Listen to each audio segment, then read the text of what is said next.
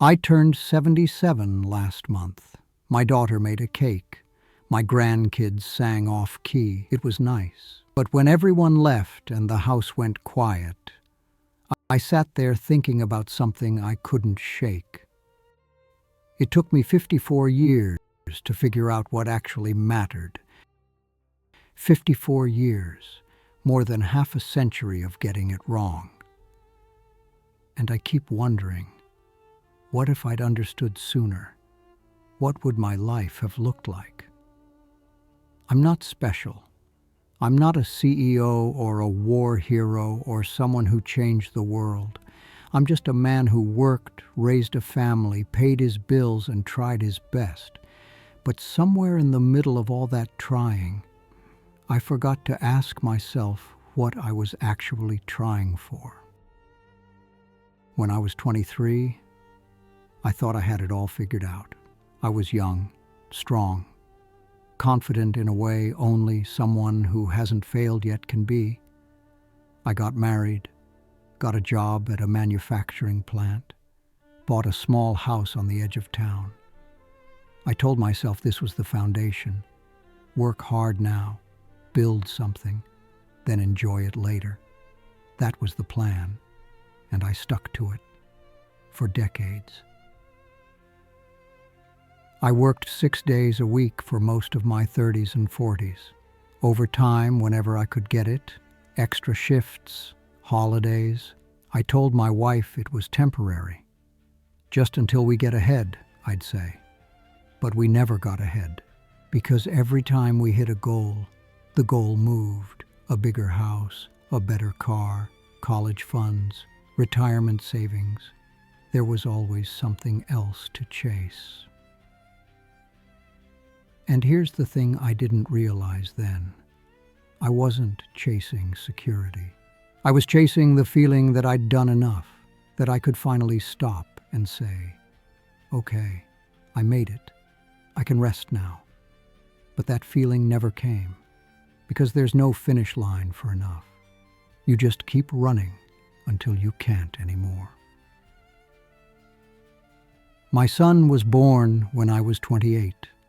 I remember holding him in the hospital and thinking, I'm going to be a good father. And I meant it, but somewhere between meaning it and doing it, I got lost. I missed his first steps because I was working a double. I missed his soccer games because I was tired. I missed entire years because I was too busy trying to provide a future for him, that I forgot to be present in his actual life. He's 49 now. We're not estranged. We talk. We see each other on holidays. But we're not close. Not the way I always thought we'd be. And I know why. Because when he needed a father, I gave him a paycheck. When he wanted my time, I gave him excuses. I thought I was doing the right thing. I thought being a good father meant making sure he had everything he needed. But what he needed was me. And I wasn't there.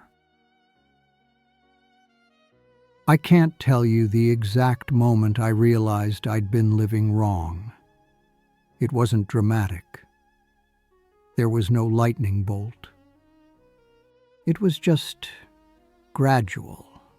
Like waking up one day and noticing the house you've been living in for years doesn't feel like home anymore. I think it started when my father died. I was 56. He'd been sick for a while, so it wasn't a surprise, but it still hit me hard. We had a complicated relationship. He wasn't a bad man, just distant, like me. At the funeral, I kept thinking about all the conversations we never had, all the times I meant to call him and didn't, all the visits I postponed because I was busy, and then he was gone, and I couldn't get any of it back. That's when it started creeping in, this quiet, persistent thought, am I going to die the same way?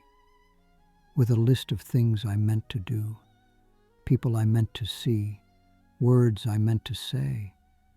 Would my son stand at my funeral one day and think the same thing I was thinking about my father?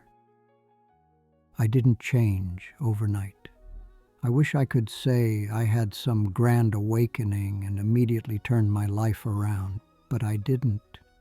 Old habits don't disappear just because you realize they're killing you.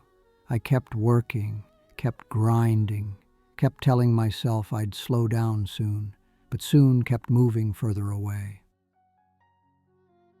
Then I had a heart attack, 61 years old, middle of a Tuesday. I was in the garage trying to fix the lawnmower. Next thing I knew, I was in an ambulance. I survived, obviously, but lying in that hospital bed, staring at the ceiling, I had this thought that wouldn't leave me alone. What if I hadn't survived? What would I have left behind? And the answer scared me. I'd left behind a paid-off mortgage, a decent savings account, a garage full of tools, but I hadn't left behind memories, not real ones, not the kind that make people smile when they think of you, not the kind that mean something. My wife visited me every day in the hospital. She'd sit in the chair beside my bed and hold my hand, and we'd just talk. And I realized we hadn't done that in years. Just talked. Not about bills or schedules or things that needed fixing. Just talked about nothing, about everything. And it felt like meeting her again for the first time. I'd spent 38 years married to this woman, and I barely knew her anymore, not because she'd changed, but because I'd stopped paying attention. I'd stopped asking questions, stopped listening. I'd treated our marriage like another item on a checklist. Wife, check. Kids, check. House, check. But I'd forgotten that love isn't something you check off. It's something you do every single day, or it dies. That's when I started to understand what I'd been doing wrong. I'd been living like life was a project, something to manage, to optimize, to complete. But life isn't a project. It's a series of moments, and the only thing that matters is whether or not you're actually there for them. After I got out of the hospital, I made some changes, small ones at first. I started having breakfast with my wife every morning. No TV, no phone, just us. I started calling my son every Sunday, not to ask about work or give advice, just to hear his voice. I started taking walks in the evening instead of sitting in front of the TV. Nothing dramatic, but those small changes, they added up. I wish I could say everything magically got better, but it didn't. Some things can't be fixed. Some time can't be recovered. My son and I, we're better now. But there's still distance there. Distance built over decades of me not showing up. I can't erase that. All I can do is try to be different now and hope it's not too late. The thing I've learned, really learned, is that time doesn't wait for you to figure it out. It doesn't pause while you're busy or stressed or overwhelmed. It just keeps moving. And one day you look up and you're 77 years old, and you realize you spent most of your life preparing for a future that never came. Because the future you were preparing for was always right in front of you. It was breakfast with your wife. It was your kids' baseball game. It was a quiet Saturday afternoon with nothing to do. That was it. That was the life you were working so hard to build, and you missed it.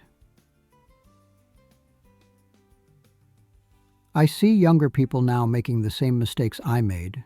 They're grinding, hustling, sacrificing. They tell themselves it's temporary, just a few more years, just until I get the promotion, just until I save enough. but it's never temporary. Because once you start living that way, it becomes who you are. You forget how to slow down. You forget how to be still. You forget how to just be. I'm not saying don't work hard. I'm not saying don't have goals. But I am saying don't trade your life for them. Don't convince yourself that you'll live later, after you achieve this, after you earn that, because later never comes.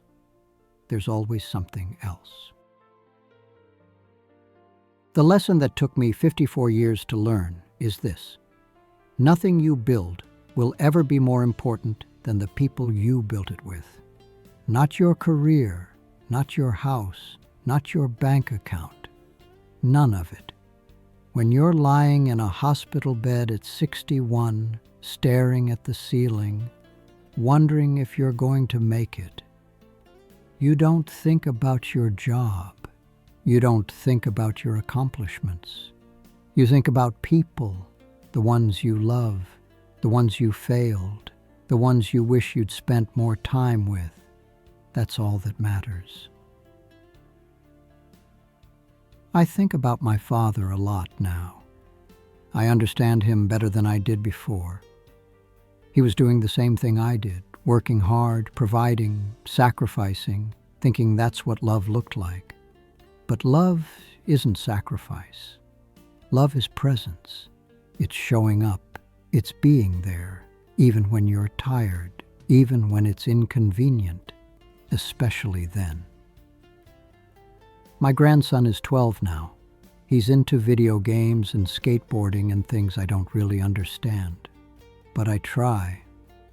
I ask him questions. I listen.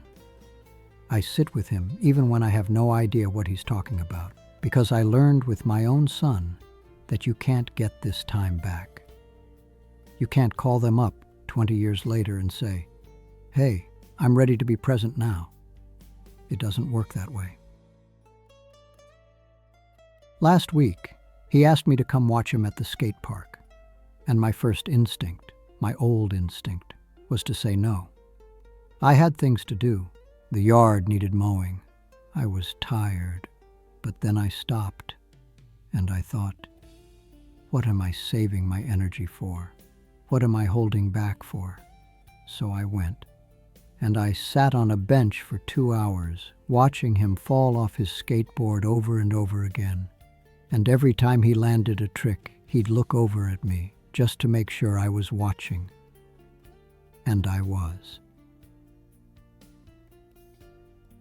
That's what I wish I'd known at 23, that being there is the whole point, not building a legacy, not achieving success, not proving something, just being there for the people who need you, for the moments that matter. I can't get back the 54 years I spent getting it wrong, but I can do something with the time I have left. I can show up. I can be present. I can stop waiting for permission to live. If you're listening to this and you're younger than I am, please don't make the same mistake. Don't wait until you're 77 to figure out what actually matters. Don't spend your life chasing something that doesn't exist. The life you want, it's already here. It's in the ordinary moments you're rushing past. It's in the people you're too busy to see. It's in the time you keep telling yourself you'll have later. You won't have it later. You have it now. That's all any of us ever have. I'm 77, and if I could go back and tell my younger self one thing, it would be this: stop running. You're already home. And don't waste 54 years learning what I learned. Start now. Be there. Show up. Love people while they're still here. That's it. That's the whole lesson. What will you do with what's left before tomorrow comes?